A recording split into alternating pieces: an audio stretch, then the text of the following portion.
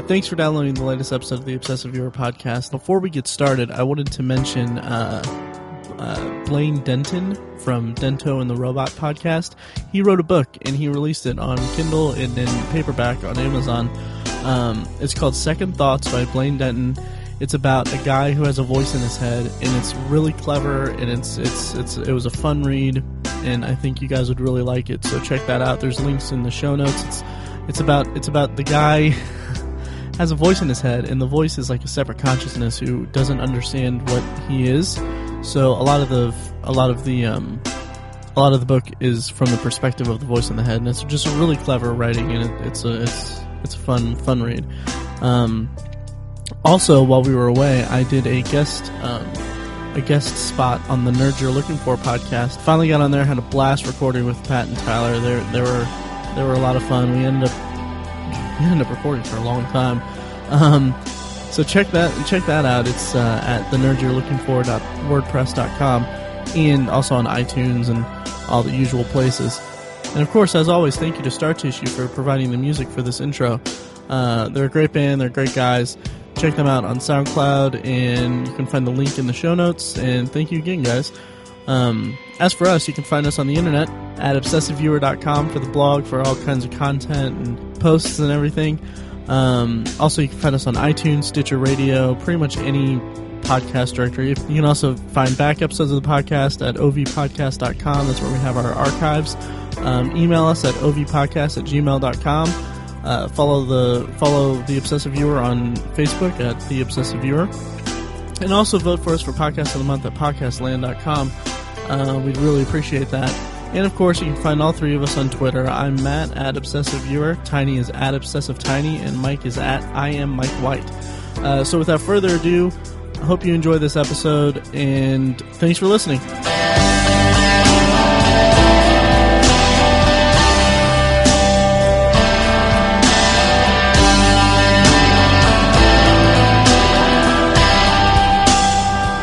Okay, welcome to the latest episode of the Obsessive Viewer Podcast, and not only that, but welcome to 2014, guys. I'm your host, Matt, at Obsessive Viewer on Twitter, and of course, as always, joining me is my co-hosts, Mike and Tiny. Say hi, guys, and tell everyone where they can find you online. Hey, listeners, it's Tiny. You can find me on Twitter at ObsessiveTiny, and on the Facebook page. Hi guys, this is Mike, found at I am Mike White on Twitter, and also at my Facebook page. Also, this includes all of us, but you can check the blog, theobsessiveviewer.com, for posts and updates and rantings and things that all three of us contribute to. Yes, it is just obsessiveviewer.com. What did I say? You said the Obsessive Viewer. It's cool. Oh. Yeah. Well, I was referring to the website, like the obsessiveviewer.com website. Gotcha. Yeah. Gotcha. Yeah. Yeah. So how you guys doing? Well, it's been a while since we recorded. It's been like, what, 3 weeks since we've all been together? Yeah, since the Christmas episode. Wow, I've missed you guys. I know, me too. It feels longer than 3 weeks. It does. It really does. Oh, yeah. It does. Absence makes the heart grow fonder. That's right. It does. My heart is huge.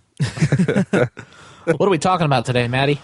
Well, this is our 2013 wrap-up episode, which we took a little break from recording, so we're a little bit late to the gun on this one, but I'm really looking forward to this, because, I mean, I have a lot, because we're nerds. We stat track all of our movie-watching habits, and so I have my, my 26-page Word document open. One might say that's a bit obsessive, Matthew. I think everyone would say that. Almost as if you're an obsessive viewer. It's however, I do the same thing. Right. If they called it obsessive, they're being polite, because it's some bunch of other different things. In addition, I think Matt, you're the one who kind of got Mike and I into tracking our stats. Where did you get the idea for it? Did you just come up with it in the brilliance of your mind? Well, I want to add that while he did it first, I think I had a little hand in it. Did I not? Maybe. Well, Maybe. I feel like freshman year we talked about it, and I feel like when like we talked about it, but we just never really executed it. And I feel like we had conversations where we're like, man, it would be awesome to just keep track of all the movies you watched and all that. So and you had a hand in it, and then like I got a job where I basically did nothing. So I basically had time to do these Word documents and everything. Like one New Year's Day, like Tiny will vouch for this. At our work, we don't do we do even less. We get paid double, and we do even less because the building isn't open. No one comes in. So when my job is actually finished for the night, I had free time, so I basically just made these documents. It started out with just on my phone. I would just write down the movies that I watched, and then at the end of the month or at the end of the year, I'd compile them into a Word document. It would just be a list. But now it's become this big production kind of thing where I just basically put it into as clean of a file as I can. And descriptive. Yeah. You're very descriptive. What we do essentially, and I do this and you do this kind of to a bigger extent, and Tiny, you do this too recently? Oh, yeah. Within the last couple of years? Yeah, last 4 or 5 years. We keep a list of everything we watch. Every time we watch a movie, it goes on this list. Television, which doesn't really happen so often for me. If we watch a DVD, a Blu-ray, watch something on our phone, watch something on an iPad, watch something on a computer, see it in theaters, it goes down, and we also mark how we watched it. And Matt, you're very thorough with this. Well, I'm thorough, but every year when you post yours, because you post yours on your Facebook page, and I think we're gonna throw it up on the blog. We are. Which it should be up by the time. Yep. Yeah, which you can go to our 2013 hub at obsessiveviewer.com and find all of our stuff there. But you get to you get stats, like true this is 50% from this, and you do percentages and all that stuff, which every time it just boggles my mind, and I'm like, I need to sit down and do that because I have all these numbers, but I mean to compile my list at the end of the year and to put it all into one document, even though I've been slowly doing all this every year, because basically I'll just have a list of movies that I've watched recently, and then I'll put it into my Word document intermittently, and then just plug it in and all that. Even though that's the case, it still takes me almost an entire shift of work after I have all my work done to put all of this together. Sometimes it's spread across a couple nights. I have plan periods as a teacher. Nice. And I'll just say that I'm not always planning on what I'm going to teach during these plan periods. Nice. So there's that. Cool. Nice. But yeah, I started the stats and the numbers after maybe I did about 2 years of keeping track of the movies, and then at the end of the year, I just kind of wanted something to show for it. Right. Other than a list that clearly wasn't getting me any girls. I just, I wanted something to do, so I decided to just kind of run it through some numbers and just to see percentage-wise what I was doing. Really, what I wanted to see was how many movies per day I was watching. And at my highest, it was, something like 1.2 movies a day or something. No, it wasn't that much. It was like a movie every 1.2 days is what I mean to say. Wow. Oh, okay. Yeah. Huh. Which is like 0.6 movies a day. Right. I guess you would say. Yeah. Okay. So having said that, how was your guys' year? I have my stats page brought up now, and do you guys just want to go around the table and share some stats? Totally. Sure. Tiny, you want to go first? Sure. I had a really good year this year. My total viewings, I watched 320, which is not my best, believe it or not. I know that's a huge number. I think my best year was I did 340 some. So I'm pretty happy with 320 though. And then my stat that I'm proudest of is I saw 25 movies in the theater, which I know of the three of us, that's actually the lowest number. But how many was it? I'm sorry. 25. 25. Yeah. I mean, and that's, if you break it down, that's a movie every 2 weeks in the theater. Right. Which I'm really proud of that. That's the most I've ever seen in the theater in my entire life in 1 year. I'm pretty happy with that one. So, and then one thing that Matt kind of got me started doing is each month I would break down, like what was my favorite new movie that I saw, like my best first viewing, worst first viewing, returning champion, which is, the movie that I've seen before, but that it's just like a classic, like I really like it a lot. So there's several of those. And then at the end of the year, I just picked my favorite one in each category. So my best first viewing of the year was 12 Years a Slave, which we'll talk about later. I think we're going to kind of break down our favorite movies of the year. Yeah. So I'll talk about that later. Worst first viewing of the year. It's funny because it's like 30 years old. Halloween 3, The Season of the Witch. Oh, I'm so sorry you had to watch that. I was sitting here writing about it and I was like, I don't even want to think about this because it was just so terrible. I don't even want to think about it anymore. Happy Halloween. Oh, please don't. 3 more days till Halloween. Silver Shamrock. Yeah, whatever. I hate you guys so much right now. I hate myself. That's okay. I hate that I've seen it more than one time. Oh, wow. Yeah, I don't know how you can stomach it. I don't know. It's really tough. Yeah. Then my returning champion for the year was Schindler's List, which, again, we talked about that in depth in our Tragedy on the Screen episode. Mm-hmm. So if you want to hear our thoughts on that, you can go to that episode. Biggest letdown of the year. We've also talked about this movie, World War Z. Oh, yeah. Mm-hmm. Just supremely let down by that. Again, we've talked about it, unfortunately. Biggest surprise of the year was the movie Jack Reacher. Oh, nice. Wow. Nice. Yeah. I was blown away by how much I liked that movie. I think I watched it 3 times. Oh, wow. Yeah, incidentally, the first time I saw it was I watched it on a plane.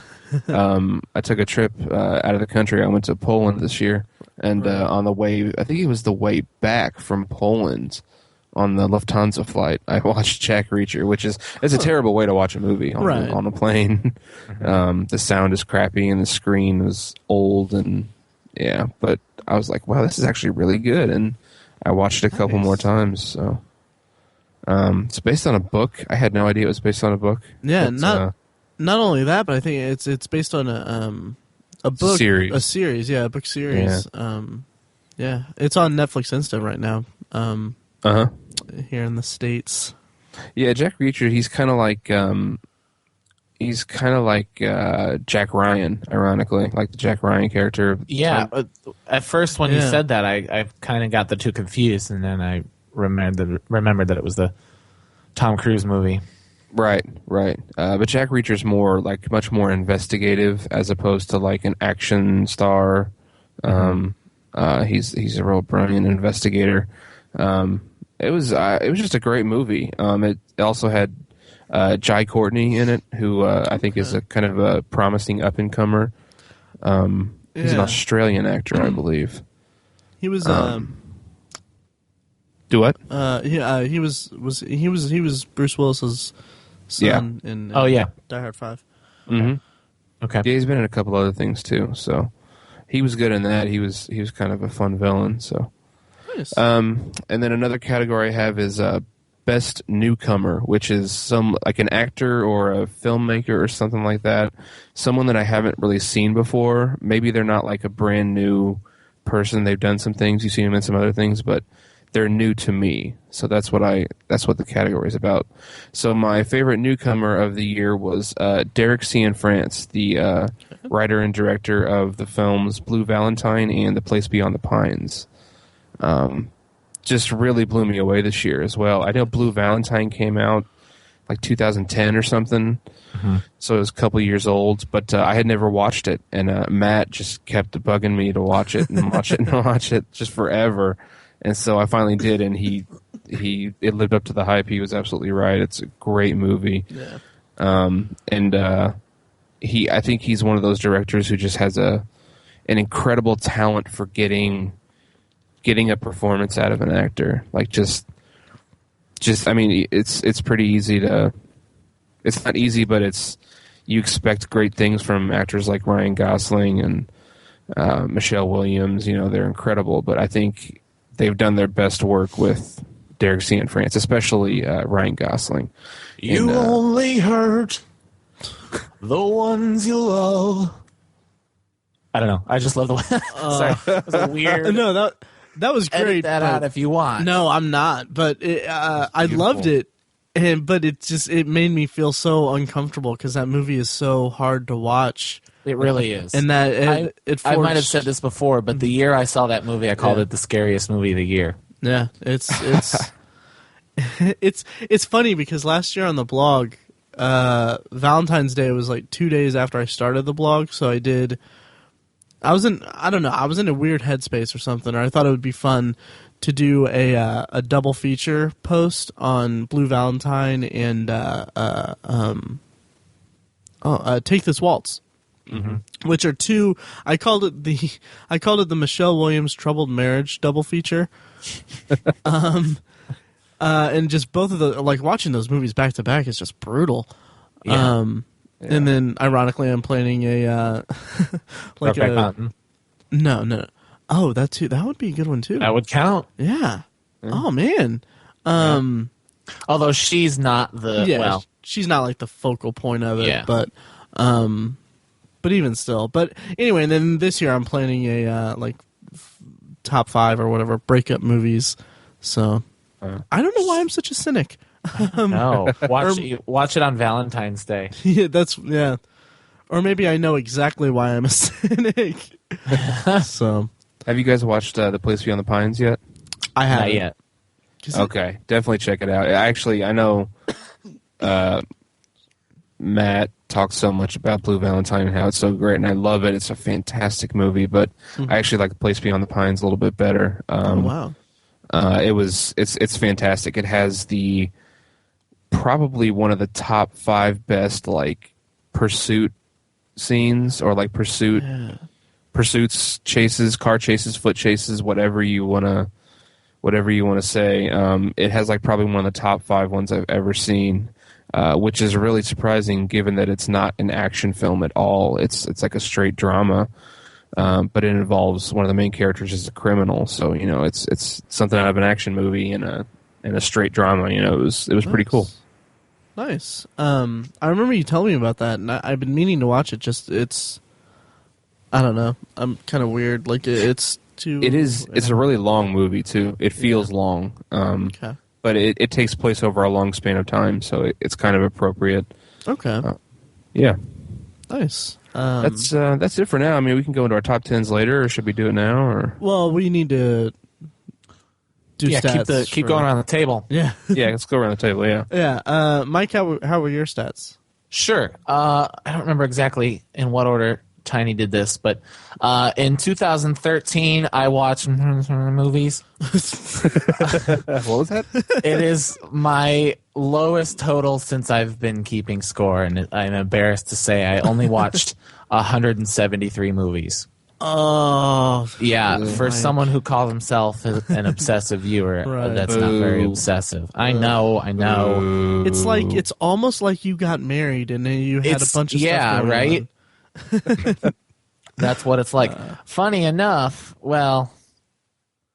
in the month I got married, October, I watched the most movies. It was my best month with 24 viewings.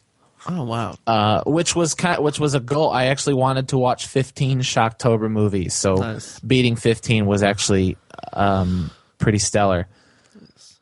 November wasn't great, and then I finished with a decent month of 17 in December.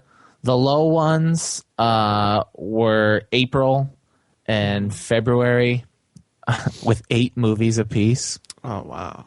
Yeah. But I will say this, my total theater viewings was 65, which is a new yearly high. Wow. That's just insane. I saw 65 movies in theaters. That is crazy. Yeah, I'm super proud of that. That's really very impressive. high. I was a little nervous toward the end of the year because in 2012 I saw 63 movies. Jeez. And it was looking like I was going to match that, and then we saw a double feature the night I saw The Hobbit. Oh, nice. We saw Dallas Buyers Club, so I ended up adding a movie there, and saw a movie on Christmas. So I ended up beating last year by 2. Nice. I don't know. I think I'm gonna try for 70 next year. Wow. Do me a favor. Yeah. This is I'm planning on doing this myself, but can you add? I know this is a lot to ask, but can you add a section where you compile all the money you spend on media throughout the year, like movie theater purchases, concessions? That'd be really tough. That would be really, be. really difficult to do. Yeah. Because the money I spend on each movie differs. Mm-hmm. I've had several gift cards given to me as gifts because people know, and I have also, I'm also part of the AMC rewards, so every $100 I get $10 off. And then some days I bought concessions and some days I bought none. And then sometimes we went in the summer where you got you'd buy a drink and you get a free popcorn, and I don't remember exactly which. I'll try. Okay. I'll give it a whirl and kind of give you a rough estimate. So 65 theater viewings, which is 30-something% of all the movies I watched this year. I see one weekly, obviously, and then somewhere in there I saw an extra 13 movies. Wow. In theaters. Man. Super proud of that. That's really impressive. 3 of which, of course, were the Star Wars trilogy, which I'm chalking up as my returning favorite for the year. Nice. Which is a pretty obvious one. I watch Star Wars movies at least once a year, but to do it in the way that we did it back on my bachelor party was pretty awesome. So I'm giving that the returning favorite. My total first viewings this year was 94, which I don't know. That's not very impressive.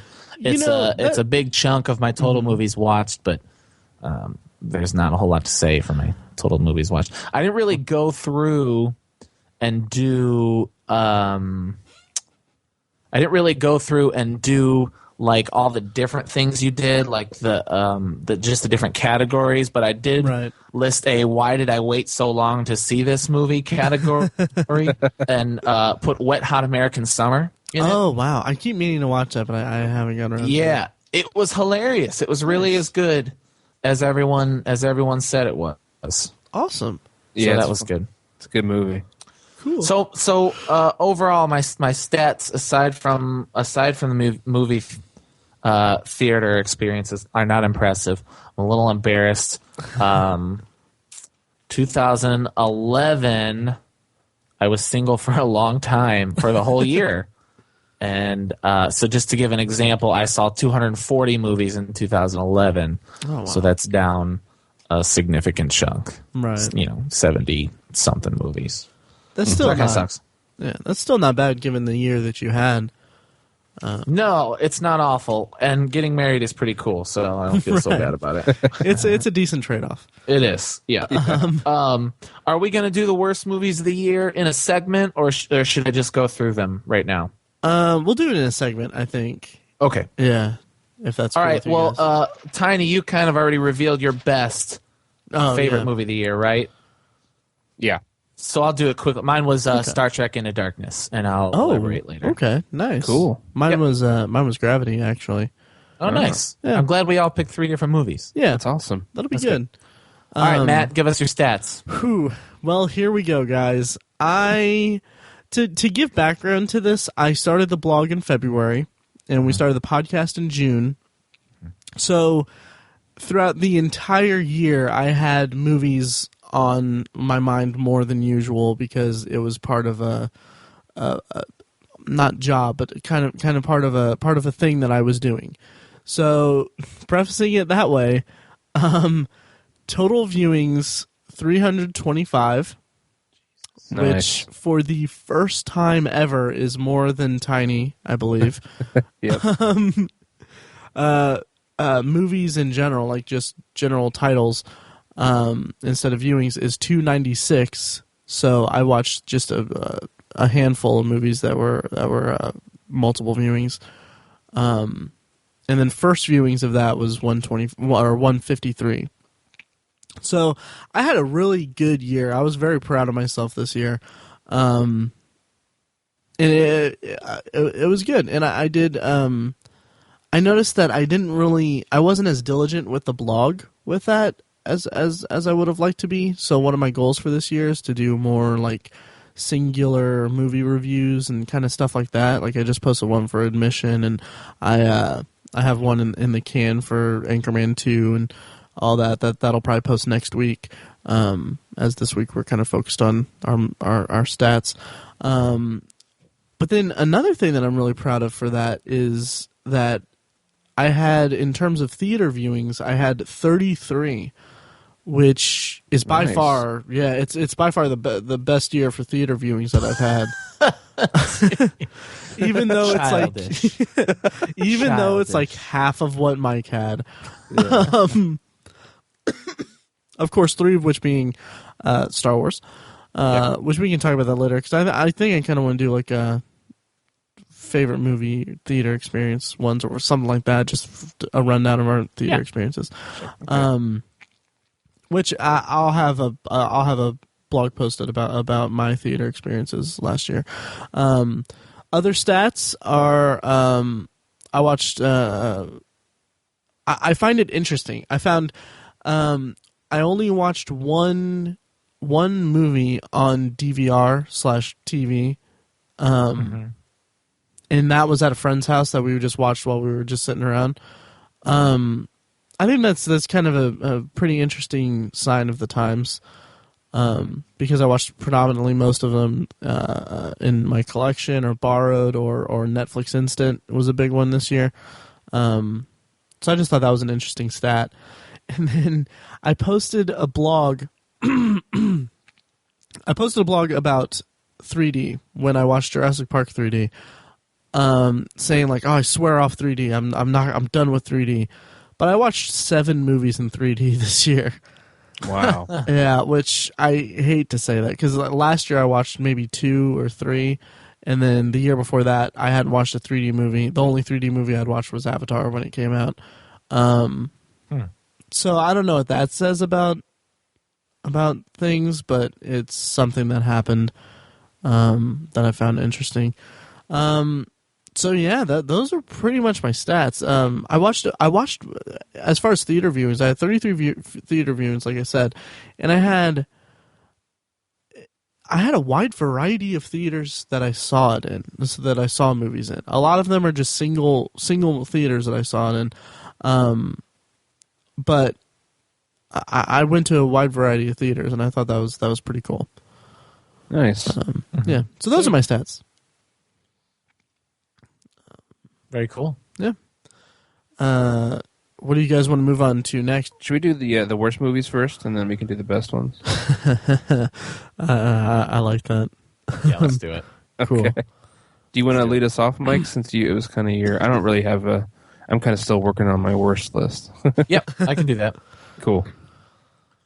Well, most people, like when they wrap up the end of the year, they do their best list, and we will do that. But I think it'd be even better if we started with our worst movies of the year. How does that sound to you guys? Yeah, cool. I like it. All right, I'll lead off. I'm going to count down actually from 5, and there is more. there are more movies, but I'm going to start from 5. Number 5, and we kind of shredded this one on the podcast, was Man of Steel. Oh yes, wow, it's one of the worst movies of the year. Number 4 was Movie 43. Oh man, for me, wow. One of the worst movies of the year. I switched that out. It was number 6, and Great Gatsby was number 4, but I switched them out. Number 3, unfortunately, and I really hope he doesn't listen to this podcast, we had John Dugan on in October, and Texas Chainsaw 3D was the 3rd worst movie of the year. I really, really hold the original to really high standards and super high esteem. I love it. It means so much to me. It means so much to what I love about movies, but it was a bastardization of that. and it was pretty disappointing. I saw it. It was one of the first movies I saw in 2013, so I'm not going to say it like set a standard or anything. But for a long time, it was the worst movie of the year until summer, and summer brought us number 2, Grown Ups 2, which is almost incomparable in its awfulness. A sequel to an awful movie in the first place. I really, really hate Adam Sandler for doing these movies, and I really hate the mockery, the prank he's pulling on us. I don't know. But he's a joke, and so are the Grown Ups movies. My worst movie of the year, beating out even Grown Ups 2, is G.I. Joe Retaliation. Oh, wow. Some of the early previews looked interesting. Yep. It looked almost like they were apologizing for some of the mistakes they made in the first one, but they just didn't do it good enough, and it was pretty terrible. Mm-hmm. So those are my top. I guess my bottom 5 of the year. Okay, Tiny, do you want to go next? Sure. I don't have mine in any kind of particular order. I try to focus on the good. I don't know why Mike is such a negative Nancy. Just kidding. I don't think some of these didn't come out in 2013, but I watched them in 2013. First up, Chernobyl Diaries. Just a horrible, horrible movie. Oh yeah. Not scary, just dumb. I also had G.I. Joe. The second one, the Retaliation. The first one wasn't good either, but at least it had some stuff that you could enjoy, some parts to it that you could like. I thought the mech suits were kind of cool. It was fun to totally. watch. That was a fun scene. Yeah. Yeah. I liked that, but the second one just totally dropped the ball. I mean, they recast Cobra Commander. I guess that's what he is. It was Joseph Gordon-Levitt in the first one. It was awesome, even though I hated seeing him in such an awful role. But still, I was like, oh, it's Joseph Gordon-Levitt. He's awesome. And they just recast him with some guy from, he was like a soap actor, just a nobody. Granted, you never see his face, but still. And then, towards the beginning of the film, I remember this, I'm kind of going on a tangent here, but towards the beginning of the film, Dwayne Johnson gets introduced, and I really like him, and I think he's great in action movies. He's a great action star. He and Channing Tatum had really great chemistry together. They were really funny. You could tell that they got along really well. It was really awesome. And spoiler alert, I hope you've seen this. If you haven't seen it, or if you don't want to get spoiled, turn this off or just don't listen. But after 20 minutes, Channing Tatum's character is not in the movie anymore. Just There's got to be gone. some contract negotiation issue there, right? I don't know. He signed on for a sequel and didn't really want to do it. I have no idea. It's got to be. It's got to be. It's pointless. Those first 20 minutes are pointless. Yes, absolutely. It made me so mad because I was enjoying it so much. I really liked their rapport. They were great together. It was so much fun. And then they just snap of your fingers, it's gone, and it's for no reason whatsoever. It made me so mad. So okay, sorry, tangent over. That's fine. I just want to say, could it be that G.I. Joe Retaliation was making a statement on life, how we should cherish the things that we have, because in an instant it can be gone? Okay, next on my list. All right, next on your list.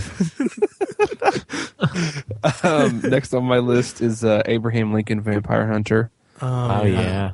Really, really stupid movie. Ugh. These last two, or this one and Chernobyl, were on my list from last year. Oh, really? Worst list, yeah. Yeah. Chernobyl, what a turd. Yeah, I think it came out in 2012, but still, I didn't watch it till 2013. Right. Yeah, terrible movie.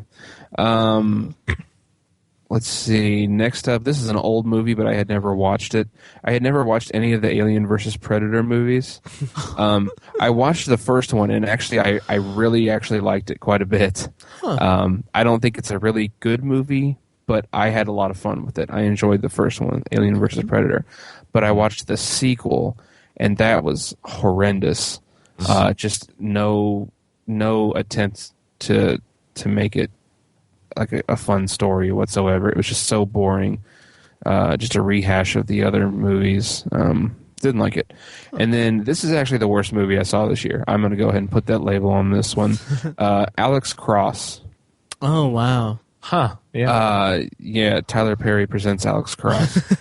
I don't know. It was just so bad. Wow, what's his name? Matthew Fox. Matthew Fox. Was just classic Matthew Fox overacting, just overacted so bad. I mean, like watching Lost, he would overact a little bit, but you could kind of look past it because the writing was so good.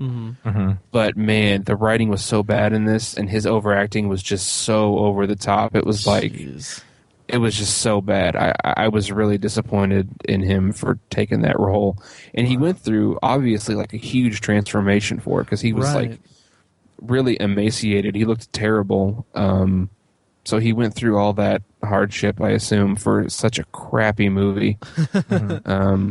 Yeah, it's too bad. And I've never liked Tyler Perry in anything ever. So yeah, that's just a spattering of crappy movies I watched this year. I'm kind of known for watching really bad movies. Right.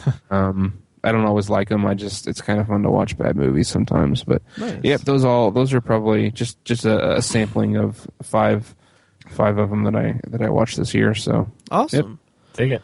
I'm gonna kind of split this between my first viewings like ranked list just in general and my 2013 ranking list.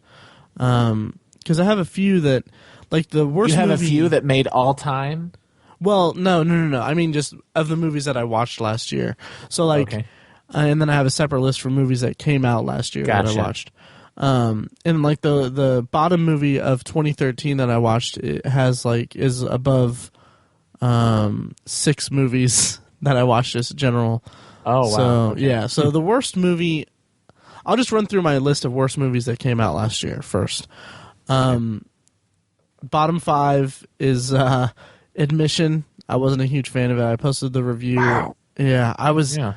I thought that it was just a mess. I really did. I thought that it was the statements that it made about the tyrannical admissions system of Princeton just seemed just weird to me. Like it seemed weird that we were supposed to root for her to get this kid in by any means, even though, I mean, it's a prestigious school, and I mean, I don't know. I thought that it was just weird. I thought it was strange that we were supposed to endorse her doing this when she doesn't really know the kid that well. I mean, he's a gifted kid and everything, but it just seemed it struck a weird chord with me. Plus, I felt like the characters weren't like. I felt like Paul Rudd's character was underdeveloped to the point where you can kind of almost see how he has to connect the dots of his character's development. Like, because there's like he's one way throughout most of the movie, but then there are little pieces here and there where he's just Paul Rudd because there's nothing for him to work with in terms of character. And that just kind of stuck with me. And I thought that the kid, he had a really good scene early on where he first is introduced to Tina Fey, and then he's just a background noise throughout the rest of the movie. I thought that it could have been handled a lot better, and it was predictable. So yeah, it must have been a really slow day for you when you saw that movie. Because I gotta say, it wasn't great, but it's you really analyzed the crap out of that movie.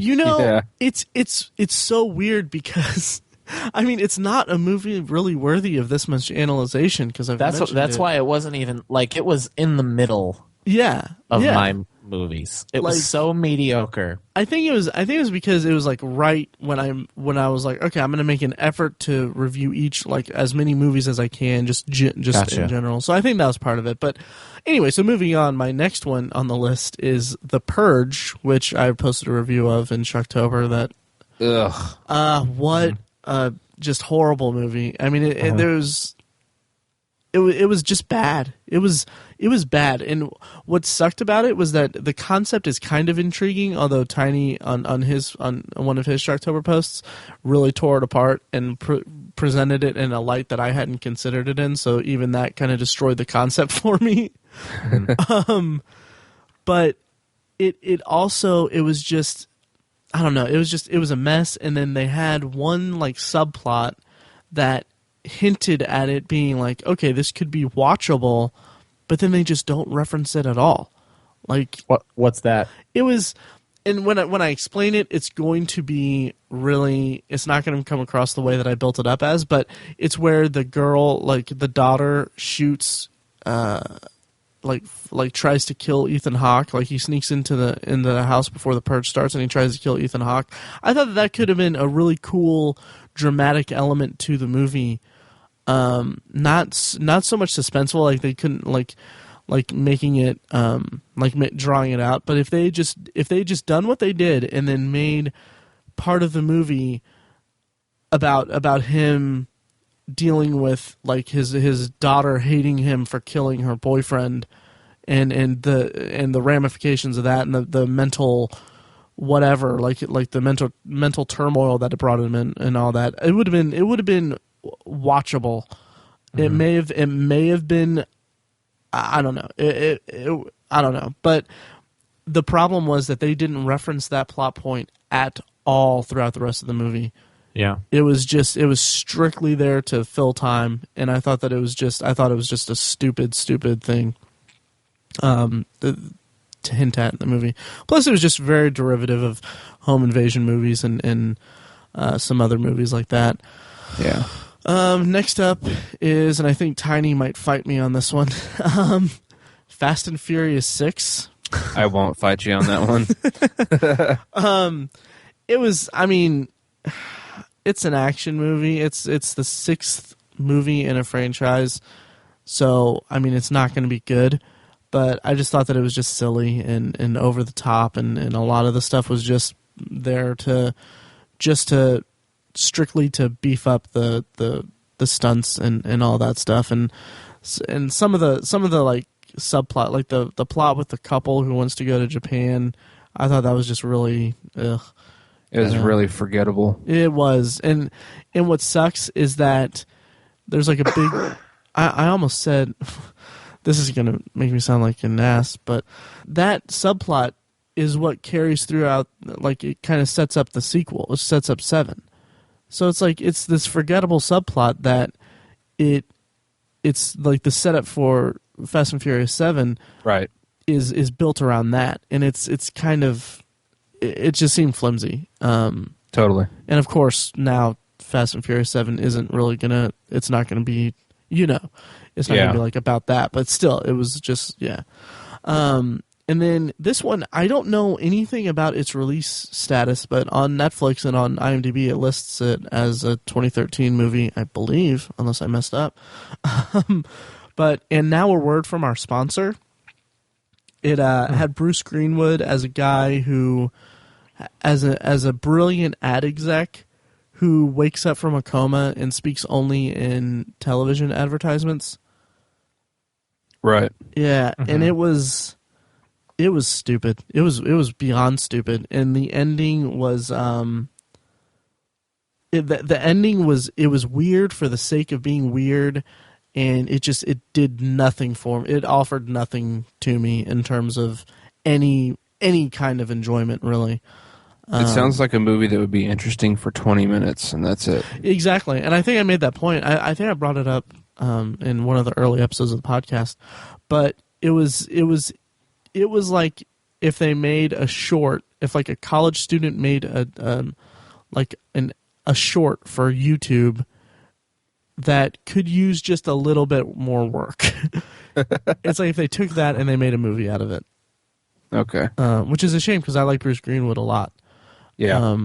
And then the bottom one of the year for 2013 was A Haunted House, which I know Mike was a I like that movie a lot. Yeah.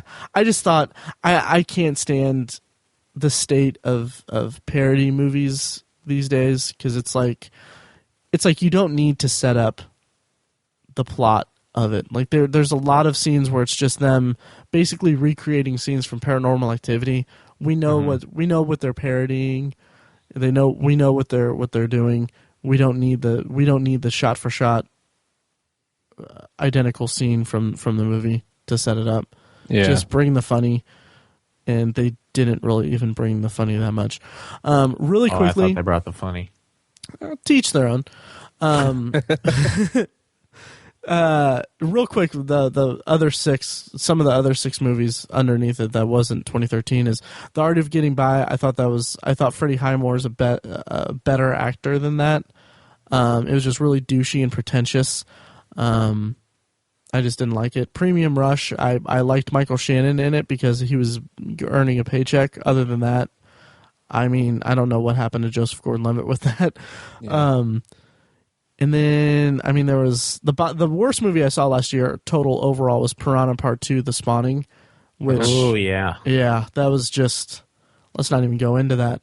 But then I also watched the Parking Lot movie, which is a documentary about these douchebag parking lot attendants who basically have it in their head where they're better than everyone that they're serving, and it's just a documentary about awful people.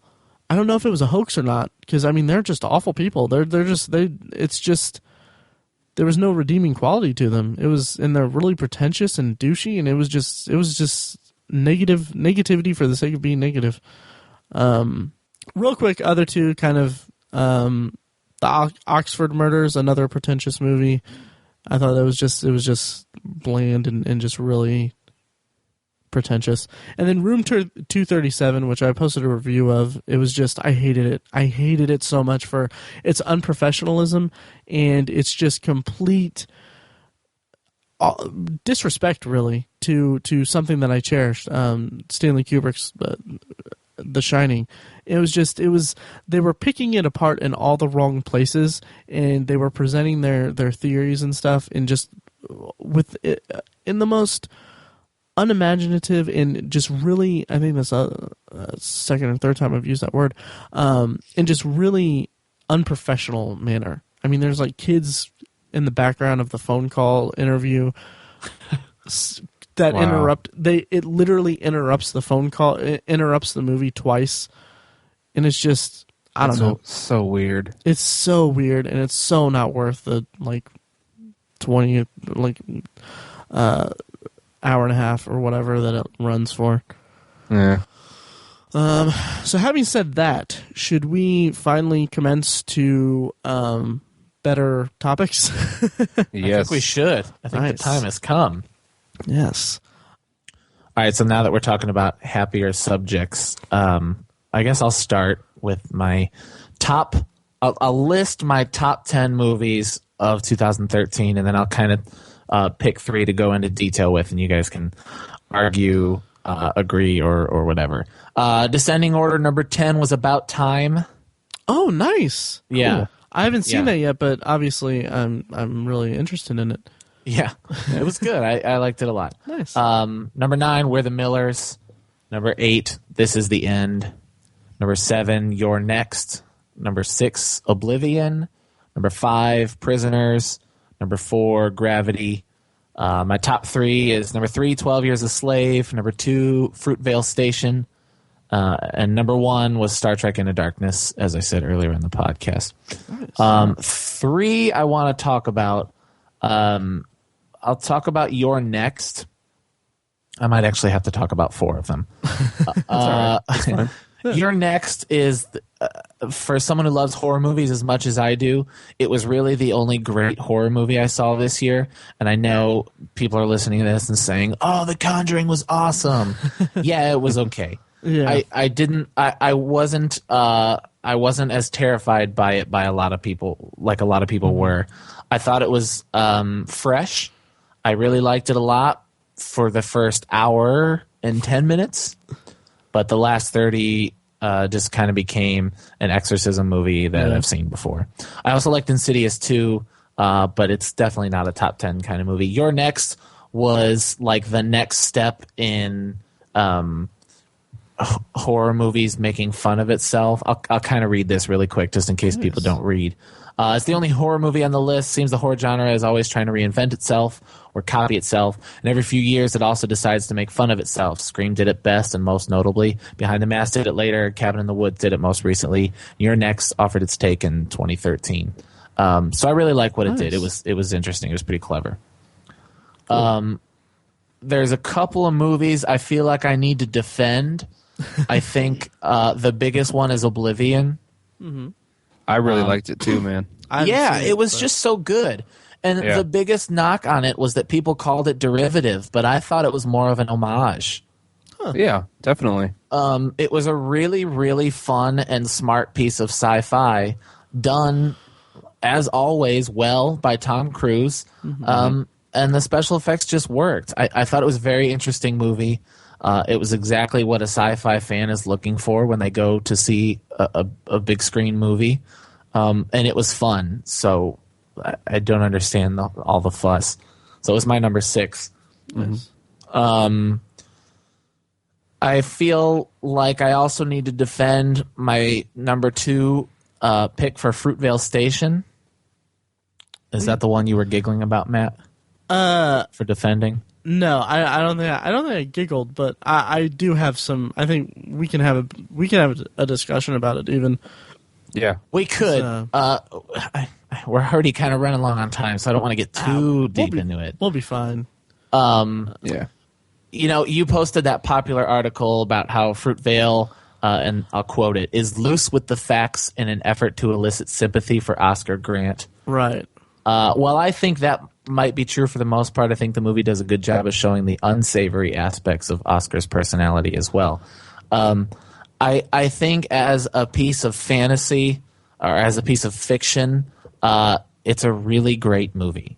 It's a really great movie. And while we can't be sure exactly what happened on the last day of Oscar Grant's life, and we can be pretty certain that he didn't hug a dog in its last breaths, that's not to say horrible things like what happened at that BART station that night don't happen. Right. You know what I mean? So you can't take away that credit just because some of the facts are a little loose.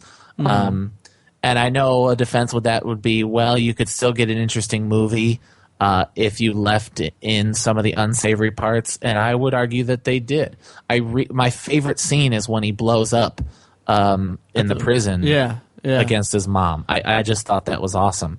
And we also kind of talked about this briefly a while back about how he kind of dumps his pot out in the toilet at one point. Right. And I think you said that was unbelievable, but I kind of said it definitely seemed like something an addict would do. Yeah, I wouldn't say that. I wouldn't say that it was unbelievable, and I wouldn't even say that he was an addict because he was wrestling with the right. the problem of wanting to sell it, like trying to sell it to. I misspoke when I said addict. But what gets me about it was that it's. I understand what it represents, but what it does in terms of it just assumes a lot about. I mean, it's shining a really bright light on this person, which I mean, he could have done that, and like you said, as a work of fiction, it's a great movie, and the script is just spectacularly tight, and just really I was very impressed with it, and it's my number 11 on my list, but it's still I wrestle with the kind of the I don't want to say bias, but the very one-sidedness of it, because you see him dumping the drugs and all that, and then you have him hugging the dog and feeling remorseful about that. You have him doing all this stuff, and then you cut back to him in prison, but they just completely ignore, they don't show us why he's there. They don't tell us anything about his incarceration. They just show this one scene where he blows up at his mom, which is a spectacular scene. It's like I mentioned in my review that it's like something that the Academy needs to look at Michael B. Jordan for. That's right. But it's also it it was like they were trying to be critical of this character, but they didn't want to be critical of him, so they just showed this. They just showed that and didn't elaborate on it because it would have portrayed him too poorly. I think we might have to agree to disagree on this. I almost want to say, like, if you put on a scale the negatives and the positives on each side, certainly the positives about him would be heavier. But I feel like there was enough of the negative aspects. They do paint him in a good light, and they don't go in a whole lot of detail. But they're not shy about the fact that he's a drug dealer. They don't hide the fact that he's in jail. And he blows up on his boss. He's clearly not a stable guy, and I feel like go ahead. Oh, I was just gonna say they do, but they also they show him blowing up at his boss because he's trying to get more hours to take care of his kid, and they show him blowing up at his mom because or just he's in that situation, and then they show him dealing drugs or struggling with dealing drugs because he's taking care of his family. I mean, they show the negative, but they spin it in a positive way. They very actively spin it. They're constantly spinning it in a positive light. I agree with that. Yeah. And Tiny, what are your thoughts on it in total? Because I know that you just recently saw it. Yeah, I mean, you kind of hit it out of the park, Matt. That's kind of how I felt about it. I couldn't. There's a lot about it I couldn't forgive, but the performances were just incredible. I mean, I loved Michael B. Jordan so much in it. And the young girl, his girlfriend, I don't remember the actress's name. Yeah. She was great. So, yeah, I pretty much agree with what Matt said. Okay. And Octavia Spencer was fantastic, too. Especially in the closing scenes of the movie. Yeah. But that's just how I felt about it, and I mean, I like even after we had our first discussion about it, I struggled with it because it was like early on it was a clear favorite for me, and then I found out that some of the stuff was exaggerated, and even when I saw the movie, I didn't so much believe the dog thing. So for a while, it was kind of off the list, and then I had to kind of assess whether or not I thought it was a great movie despite the facts. Yeah. You know what I mean? And I think if it would have remained too factual, I don't think it would have been as effective a movie. Right. Yeah. I will say, I'm sorry, Mike. I will say that I agree with your statement. I like the way you put it, that as a piece of fiction, it is a really good movie. Yeah. I really that's a perfect way to put it. Yeah. Sorry to interrupt, but yeah, that's okay. I agree with you. Okay. So yeah. And then I'll of course talk about my favorite movie of the year, which was Star Trek Into Darkness. I don't want to say hands down, but pretty close to it. Huh. Wow. I will say I struggled with which movie, 12 Years a Slave or Fruitvale Station, to put in the number 2 spot. And at the risk of sounding racist and insensitive, they have similar themes. Yeah. And Fruitvale Station was a little more lighthearted of the two, so I just I didn't feel as bad after Fruitvale Station, so I put that at number 2. And then I did not feel bad at all watching Star Trek. It was the happiest I felt leaving a movie all year. Oh, nice. And I saw it 3 times. I mean, it was just amazing. We wrote about it in detail on the blog back when it came out.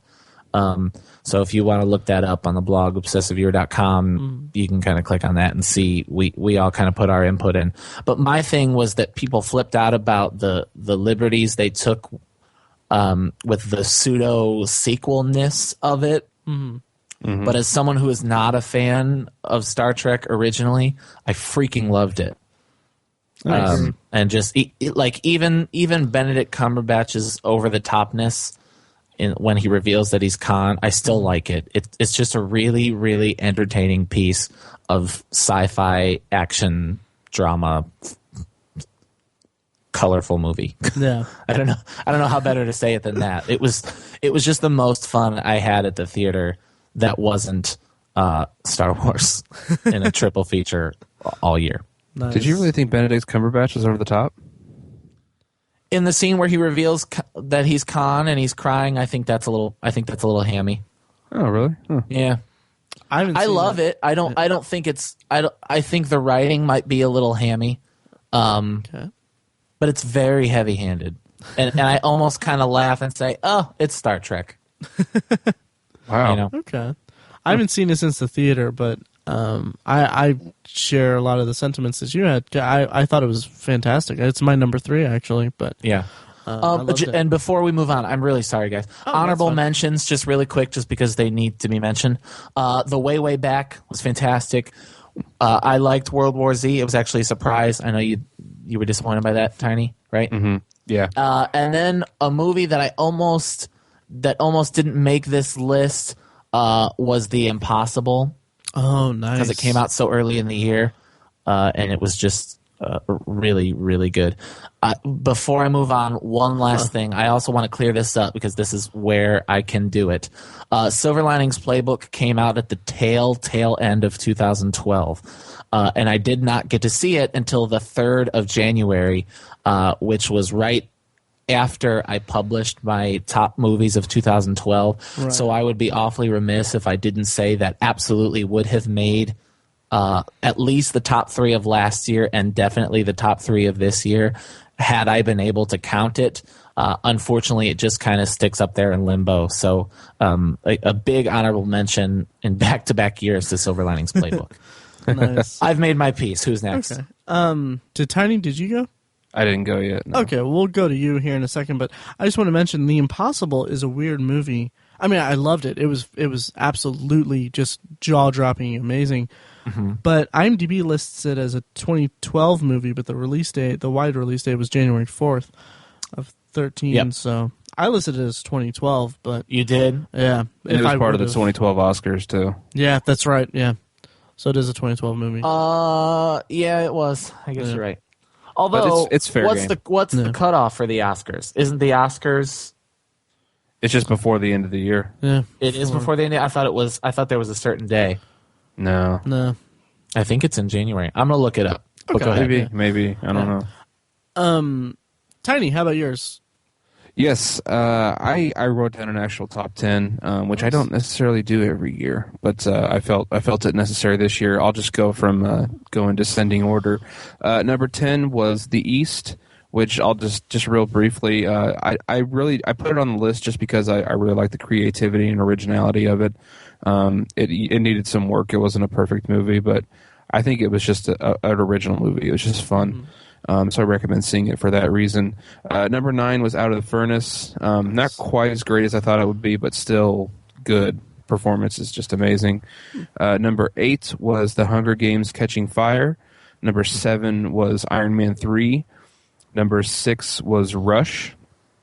Number 5 is Gravity. Number 4 was Trance. Number 3, Star Trek Into Darkness. Number 2, Prisoners, and number 1, 12 Years a Slave. Nice. Yeah, the 3 I wanted to talk about primarily. We talked about Gravity a lot in our Space Movies episode, so you can check that out. Star Trek Into Darkness, loved it. I loved Benedict Cumberbatch. He's almost my favorite actor now, I think. Yeah. He's just so great. But the first one I wanted to talk about was The Hunger Games: Catching Fire, because I was just really surprised at how good it was. Because the first one was pretty disappointing to me. Mm-hmm. I read the whole trilogy. I read all 3 books, and the first book was really great, and I didn't really care for the sequels that much. So I was expecting all of the good stuff to be in the first movie, and then the sequels would just be kind of crappy. But it was the opposite. The first movie wasn't that great, in my opinion. But they really found their stride with the second one. It was just incredibly engaging. It was a really tight movie. Like, I just thought, I thought it would be really just bogged down with dialogue, like the book was, just people talking at each other. But there was still a lot of action in it, a lot of conflict all around. I just really liked it. I thought it was nice. I don't have a whole lot of elaborate analysis to go into on it. It was just, it really kept me on the edge of my seat. I was impressed. I liked it more than the book, way more than the book, actually. Huh. So, would you recommend it for someone who hasn't read the book, or would you think it would be better for someone to read the book and then see it, or not read the book and see it? I honestly don't remember, because the book was kind of forgettable for me. The third one I barely remember, to be honest. Yeah. It was just boring. I just remember the ending. That's about it. I don't know. I just go see the movie. It doesn't really matter. Okay, yeah, because my whole thing with the Hunger Games is I read the first book. I thought it was decent. I thought it was okay. Thought the movie was a fine PG-13 adaptation of it, I guess. It was fine for the audience it was going for, but not really all that the hype cracked it up to be. So I just never got around to seeing Catching Fire, but I've seen the hype and everything, or the word of mouth is really catching fire for this movie. I'm so sorry. You had to stretch for that. I really the word did. of mouth was like a blaze from the get-go. Yeah. But I wasn't expecting it, and I just kind of wrote it off, so I'm going to have to see it. Yeah, definitely. Yeah. And then I feel like I kind of have to defend Iron Man 3 a little bit. Yes. I just had a lot of fun with it. It was mainly about the experience, because I think we may, later on, we might do our favorite theater experiences, which Iron Man 3 wasn't mine, but it was, I just had a lot of fun in the theater. It was really, really funny. I think it was the funniest of the trilogy so far, actually. It really was. In my opinion. Yeah, it was. And so the laughs were just they just resonated so well in the theater experience that I just had such a great time with it. Mm-hmm. And then I loved the way they wrapped up the character. At the end, they had sort of a montage where he was, he got the metal taken out of his chest, and he didn't need the magnet in his chest anymore. And he, his house, it showed him going to the ruins of his house and getting the robot out, and I just thought it was such a great wrap up for the character that we haven't really gotten with a lot of superhero movies. Mm-hmm. They always leave them open ended in case they want to reboot them or something. And it's just like with the Dark Knight, we got the Dark Knight trilogy. We got a great wrap up, and I loved that so much. And I really wanted to see that in other movies, and I think they really nailed it with Iron Man and the third one. So that's why I have it on my list. I just had a great time with it. Yeah, it's on my list too. It's lower than yours, but I loved it. And like you said, the comic relief, it was hilarious. It was perfect comic relief. Like when he calls the kid a pussy, yes, because his dad left. Just that line, it's played off so well. He says something like, "So what? Dad's leave. You don't need to be a pussy about it." The entire theater just exploded with laughter. Yes. I was laughing about it for an extra 3 or 4 minutes. Yeah. And it was you were that one weird guy. I was that one weird guy. Still laughing? And it was so hilarious. And then probably my favorite line of the movie is when Tony when Stark is infiltrating the whatever.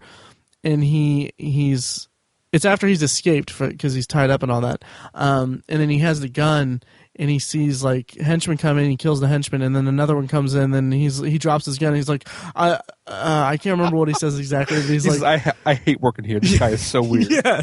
He's like, seriously?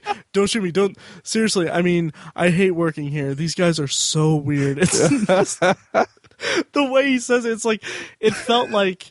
And that was the other thing about it that I loved, was that it just felt like Iron Man, if Iron Man were like James Bond kind of spy movie, which I loved it. Nice. Yeah, and it was okay. Yeah.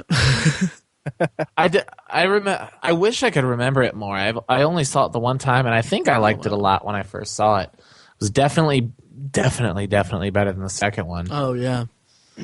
But I feel like I remember saying there wasn't, which I know is a pretty juvenile criticism of a movie. You can't really go into a whole lot of comic book movies anymore expecting not to see the star outside of his costume. But there was really not enough. There was the least amount of Iron Man in any of the Iron Man movies. Yeah, well, I think. Except there were 30 Iron Mans. Well, yeah, I know that. But yeah, him in the actual I'm breaking suit. your balls, dude. Yeah. I know. Time spent in a costume. Yeah, but Yeah, then, and not to compare them, even though they're both the third entry in a superhero or a comic book franchise, but there was also not a lot of Batman in The Dark Knight Rises. There wasn't. There wasn't a whole lot of Bruce Wayne. No, actually there wasn't. So yeah, but I mean, it's just I don't know. To be fair, that was a criticism of The Dark Knight Rises. As well. Yeah, but they're both really good third entries in a franchise, which is a rarity. Okay, so yeah, I'll be quick with my last ones. I was really blown away by the movie Trance. Nice. I have officially accepted James McAvoy as my favorite actor. Nice. It was Edward Norton for a long, long time, but James McAvoy has taken over because Edward Norton's just a pain in the ass now. So I was just excited to see him, first of all, and see him being directed by Danny Boyle. I was I can't wait. And unfortunately, I waited forever to watch the movie. I don't know why.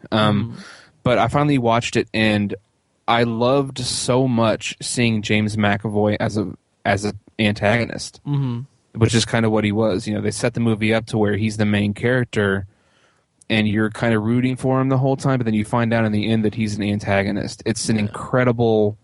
That's just an incredible format for a film. I mean, just switch it like that is just so great. And then Rosario Dawson seems like for the first hour, it's like, come on, we're barely getting anything from her. She's just not...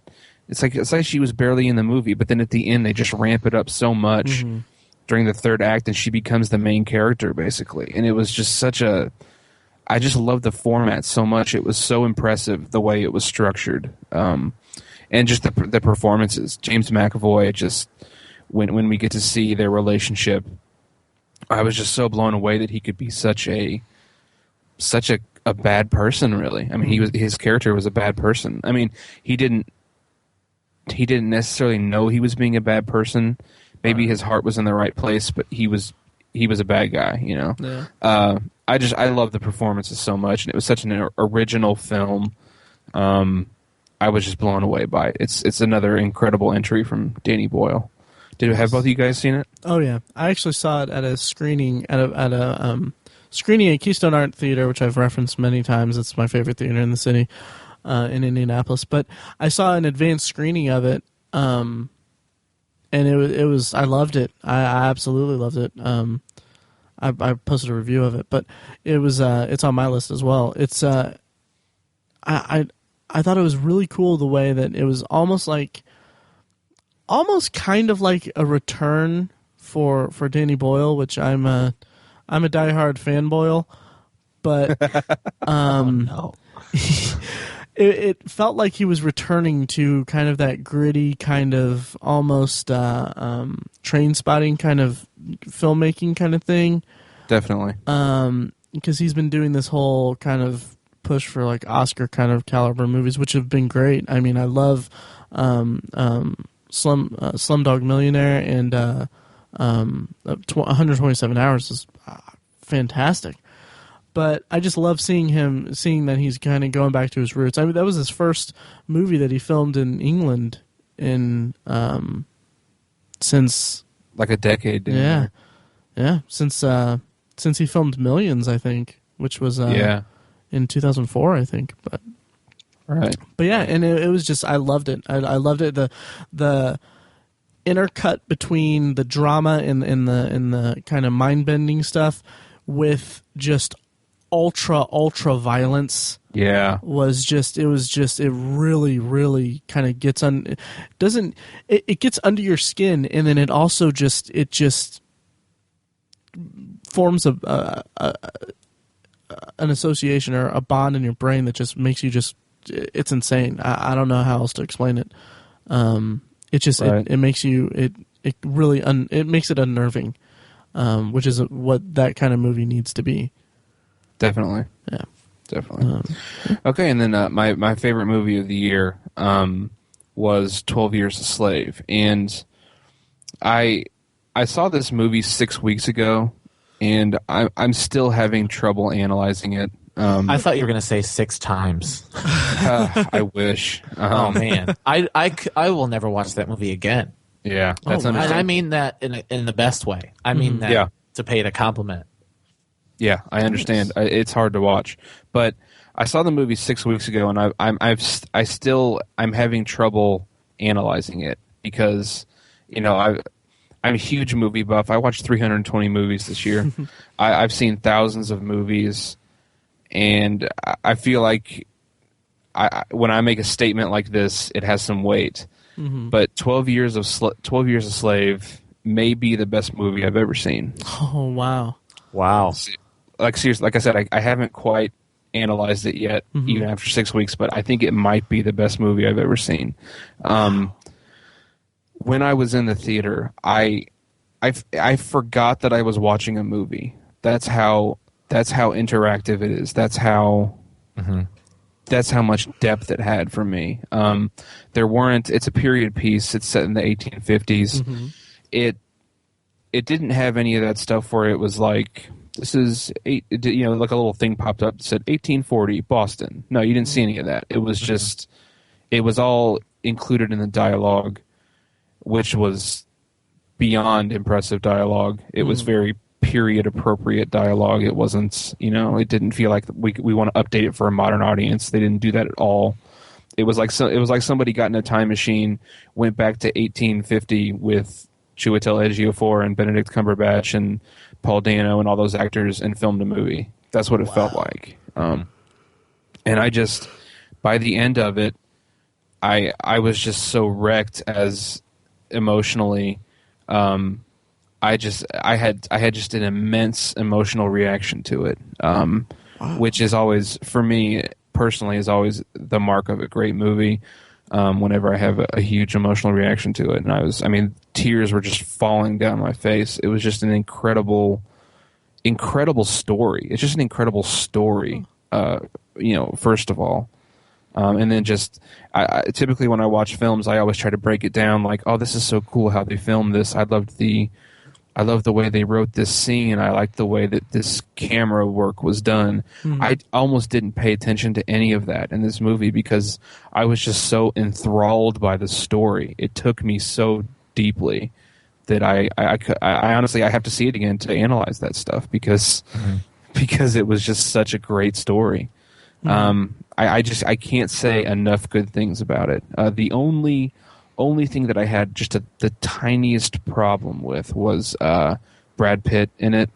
I feel like he was in it just because his production company produced it, and I have a feeling that he saw the script and was like, yeah, this is going to be just an absolutely incredible movie, and since I'm producing it and I'm involved in it, I'm going to put myself in it. Not to say he was bad. He definitely wasn't bad, but he was very Brad Pitt. Okay. Like I couldn't separate the character from his persona as a celebrity. Mm-hmm. That's almost kind of uniform among all Brad Pitt. Exactly. Yeah. That's pretty much the only kind of performance he can give anymore, really. Yeah. Which I'm okay with. Me too. He didn't bother me. I'm okay if he does a movie like Benjamin Button, but I don't want to see him in 12 Years a Slave. Right. That's how I feel about it. But again, it wasn't even necessarily a distraction. It's just thinking about it later, I was like, oh man, I wish I would have put somebody else in there, even like a no name, because it was a very small role. So that's just the one tiny caveat I'll put in there. I think 12 Years a Slave, I've always had the opinion that it's impossible to make it a perfect movie, and I still believe that. But I think 12 Years a Slave is probably the closest I've ever seen any film get to perfect. Wow. You have illustrated a fundamental difference in our lists. Because I agree wholeheartedly with every word you've said in the last 10 minutes. Thank you. It is probably, I won't say definitely, but probably the best piece of cinema of the year, right? Mm-hmm. But my list is about the best times I had in the theater. That's cool. You know what I mean? Fine. And yeah. I just wanted a bunch of lens flares and yeah, absolutely. So Star Trek was my most fun experience. But you are absolutely right that 12 Years a Slave was probably the best most well-made movie of the year. I will also add that you said it was the only movie that made you feel like you were in the theater. I didn't so much feel that way for 12 Years a Slave, but I'm going to let Matt talk about his favorite movies because he's going to talk about a movie that made me feel like I was in the movie theater. Which one would that be? Gravity. Gravity? Okay, yeah. Of course, Gravity. Okay, yeah. Should I just run through my top 10? Yeah, that was kind of my segue. Okay, is nice. that all right, Tiny? Yeah. Oh yeah, I'm done. Okay. Okay, cool. Well, we are kind of running long. I forgot. I completely forgot about potpourri. That's okay. We might have to forego. We'll figure it out. But anyway, All right, yeah. my top 10 is actually a little plug. I mentioned it, or I went through it on my guest spot on the Nerds You're Looking For podcast. But in descending order, I'll just run through it, and I'll do like Tiny did, and I'll pick a few that I want to talk about. But what's funny about it is that, like I said, that the whole year was basically devoted to the blog and the podcast. So as I run through this, I'll just point out which ones you can find on the site or on the podcast. So starting from 10, going up, Coffee Town, the College Humor movie with Glenn Howerton, just fantastic. Number 9 is Iron Man 3. Number 8, I feel like if I watch it again, it's gonna just not be on my top 10 list at all. It'll be down, but it's Elysium. Okay. Which to clarify, it was because the theater experience was so good for me because it was at the end of summer, and I thought the summer was kind of a little lacking for me in terms of quality theater, big budget like sci-fi movies and stuff like that. So that or summer blockbusters, I guess. 7, The World's End, which you can find on. Which, by the way, Elysium you can find on. We had an episode about that, and then The World's End you can find in the Cornetto trilogy discussion, which I loved the themes of it and everything. Number 6 is Trance, which I posted a review online on the blog. Number 5 is Out of the Furnace. Number 4 is This Is the End. 3 is Star Trek Into Darkness, which you can find on the blog and probably scattered throughout the podcast. 2 is The Way, Way Back, and 1 is Gravity, which again you can find on the podcast on a Space Movies episode. But I loved the theater experience of Gravity. I'll say that. Before I get into the 3 that I picked for the discussion. I saw it 3 times in the theater, once at an antique theater in Osgood, Indiana, the Dam Theater, which was a fun movie watching experience. I'll say that. But anyway, no, it's a really cool antique theater, kind of majestic-y. Like the Majestic, but seeing it on the big screen, I could not get enough of it on the big screen. I want to add that I'm worried, and I wrote this in my write-up of my top 10. Mm-hmm. I'm worried that it won't be nearly as fun to behold on home video. I'm really curious because most of the fun was feeling like I was there. Yeah. That you're in a dark room that's surrounded by stars. Mm-hmm. Totally. And especially like when toward the beginning of the movie, the first of several times she spirals out of control, that was terrifying and awesome. Mm-hmm. I don't think it'll be as terrifying and awesome on the smaller screen. Yeah, and if obviously I'm going to pick up the Blu-ray when it comes out, but I'll come back and I'll talk about it on a potpourri section at some point and see how I feel about it. But right now, in terms of those 3 theater experiences I had with it, I loved every second of it because it's an immersive movie. It's built for the theater, and the theater experience is something that I cherish so much that it's a rarity that something comes along where I'm that enthralled by something in the theater. But yeah, and you can check out the technical aspects of it of our discussion on that on our space episode.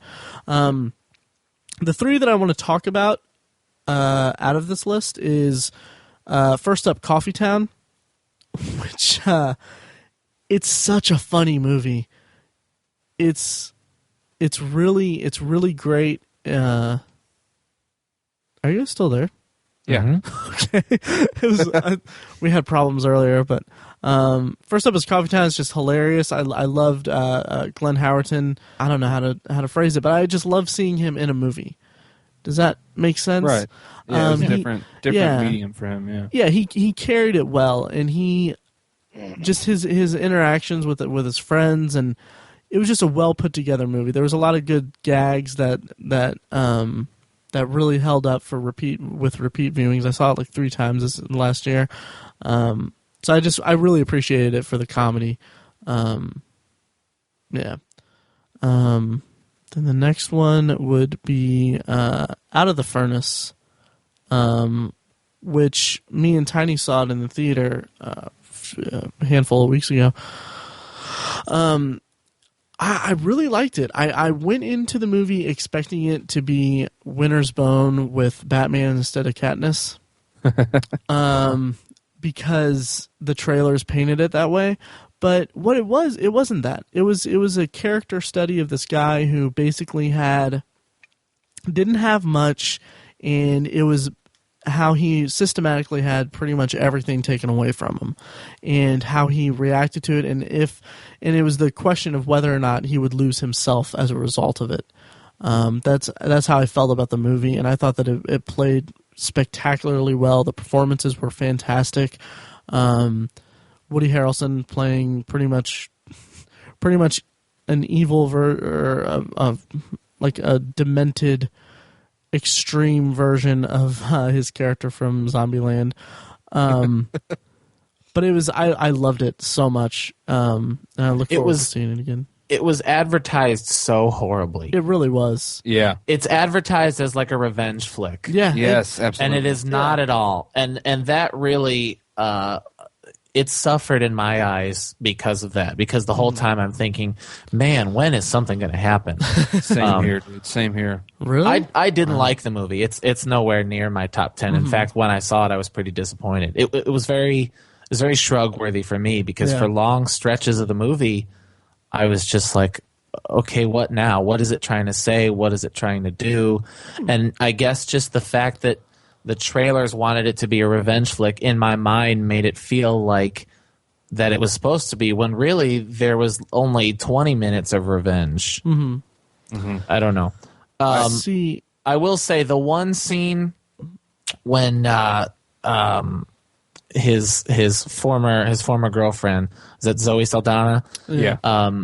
Reveals to him, to Christian Bale's character, that she's pregnant, and he reacts to that, is one of the best bits of acting I saw all year. Oh yeah. Yeah, definitely. And I told Tiny this, that I felt like that movie could have ended there, and they could have expanded his time in prison. And it could have been a completely different movie. And, like, that's how strong that scene was for me. Yeah. Like, it felt like because it's the end of an arc for this character. It's an end for something about this man, and you can feel that in the performance. And I thought that it just played really well. And it's go ahead, sorry. I really like your analysis of it, Matt. That's really I like that you viewed it as a character study, because that's what it is. And that's just not what I'm like Mike. That's not what I expected going in, and so I was just so thrown that it didn't really resonate with me as well. But I still it made my top 10. I mean, it was my number 9. I still really liked it, but I'm looking forward to seeing it again and just having a different mindset. So I like the way you put it. I like the way you analyzed it. And I might have to see it again. I felt like it, for a character study, it spent too much time on Casey Affleck's character. Sure. Yeah, that's true. Which is almost unfair to say, because if it wasn't about a character study, you kind of have to show Casey Affleck's character. Yeah. That said, the scene where Casey Affleck character is getting the crap kicked out of him and Christian Bale is hunting the deer is excruciating to watch. Oh, yeah. Oh, yeah. That is so... I'm talking about how boring it is. When he's hunting the deer. Wow. When he's getting the crap kicked out of him, that's excruciating too. Right. And that's brilliantly done. But I did not like it intercut with a deer at all. I thought that was. I thought that just made the tension so much more for me, because it really illustrated the differences in these two men. They're brothers, and they're both brothers of this modest, like, mill town or whatever. But they're so different in their approach to things. Like, Casey Affleck is haunted by his military experience, and so he seeks out in order to eke out a living for himself. They both do just different things. Like Christian Bale's an honest man who does work at the mill and makes an honest living, even though he has all of these hardships that keep coming up, even either through mistakes he's made or just pure dumb luck. It's just these horrible things have happened to him, and then Casey Affleck has these horrible things that happen to him as a result of his military experience. And so he's haunted by those, and he seeks out. He doesn't want this meager living at that. He wants something more, and he wants something like. It's almost to the point where he's almost seeking out danger because he's haunted by his past. And I thought that was illustrated. I really liked the dichotomy between these two characters, and I thought it played really well in that scene where he's getting crap kicked out of him, and Christian Bale is hunting the deer. I thought that was illustrated really well as a good way to illustrate their differences. Yeah, I guess I just didn't need it. Okay, yeah. And I would say that probably the reason why I liked it so much was because I saw the trailer maybe 2, maybe 3 times and just immediately wrote it off. I was like, okay, well, the actors look good, but I mean, I don't think it's going to be that good, so I'm not really going to be that interested in it. And honestly, when Tiny suggested that we see it, I was like, oh, I don't really know if I really want to see it, but you know what? Might as well go. So I just kind of went in there with like these low expectations, and it just really paid off well for me. I love the Pearl Jam song too. It's awesome. That was in the movie. Oh yeah, featured in the movie. Yeah, yeah, yeah. So it was great, and that's only 2 of mine, isn't it? Yep. Crap, we are running long. Real quick, The Way Back. It's my number 2 for the year for 2013, and it was I thought it was a great movie. A really good, really great movie for people who I wrote it on the blog. It was just a really honest portrayal of adolescence, adolescent awkwardness, this awkward social awkwardness that you feel. It's I wrote it's a coming of age story that will strike a chord with anyone who carries the painful memories of an adolescence spent in crippling fear of your lack of identity. And I thought that sums. I thought that's the way I sum up the movie. It was great in its portrayal of that. I loved seeing Steve Carell be a douchebag, and do well at being a douchebag. But really, the movie is all about the performances of the kid, all about the performances of Liam James and Sam Rockwell. They both knocked it out of the park. Nice. I think Sam Rockwell knocked it out of the park. Really? And the kid hit a respectable triple. Fair enough. There were parts where it was a little too slow, and his shyness was a little too much, paired with someone who eventually talks to this girl as easily as he does. Although I don't know, maybe it was easier because she was persistent. Yeah. I don't know. Something about the kid. I wish I saw it more recently. I haven't seen it since the summer. But something about the kid just wasn't a home run for me. Okay. Sam Rockwell was amazing. Okay, sure. And I'll just say that the script, I mean, Jim Rash and Nat Faxon, they wrote and directed it, and they hooked me from the beginning. That opening scene where Steve Carell is asking Duncan, he's saying, like, on a scale of 1 to 10, rate yourself. And it's like, I just love it so much. That scene just sets such a great tone for the movie, because he asks him to rate himself, and I mentioned this on the Nerds You're Looking For podcast, but and Duncan says he's a 6, and you can kind of see he's kind of like, he's really shy about it. And then Steve Carell says, well, I think you're a 3. And it's so brutal, and it's so excruciating because you can feel this, like, kind of, at least for me, like, you could feel like Duncan is the kind of guy he's not confident. He has no confidence. He's very lost in this awkwardness that he's built for himself, and to have him say like he's a 6, and then have that torn apart it's just crippling to his self-confidence, and you can kind of see that. And to have that at the opening of the movie where you don't know these characters at all is really strong writing, for me to be that hooked in something that I'm not that I'm just have no investment in yet. So I loved it. Cool. Yeah. I think that about does it. I mean, I think we're gonna forego potpourri because, I mean, we've been talking for a while. It's basically a giant potpourri episode. Exactly. It was, yeah. It really was. What have you seen recently this year? Yeah. Cool. So we'll be back next week with what are we going to talk about next week, guys? Did we decide anything? Everything. Yeah, We're talking about Disney and Pixar. That's right. Yes. Nice. We'll have a special guest on the podcast. Yes. It'll be fun. It's going to be fun, and it'll be the first episode that we all record in the same room. Yeah, that's what's iconic about it. That's going to be an on-location episode. Oh yeah, it's going to be awesome. I'm looking forward to it. Should I count us out? Let's do it. All right. Well, thanks for listening, guys. This has been the Obsessive Viewer Podcast, episode 34. We are at 34 episodes. I think this is going to be a good year for us, guys. I really do. Me too. Of course, you can find the blog at obsessiveviewer.com, where you can find a bunch of reviews and themed blog posts and our general wonderingments about the great landscape that is movies and television. You can find us all on Twitter. I'm Matt at Obsessive Viewer. Tiny is at Obsessive Tiny, and Mike is at I am Mike White. Follow the blog on Facebook at the Obsessive Viewer. Also, we have a Tumblr page, Google Plus, all that good stuff. And also vote for us at podcastland.com for Podcast of the Month. It'll do us a lot of good. It's very uninvasive. They'll send you one email to confirm that you're not a bot, and then you'll never hear from them again.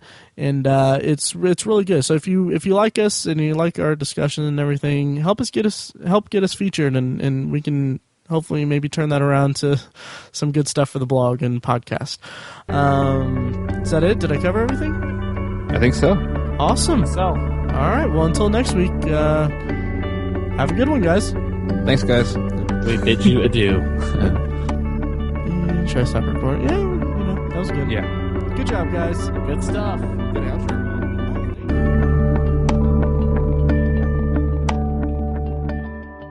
Glenn Howerton, kind of breaking.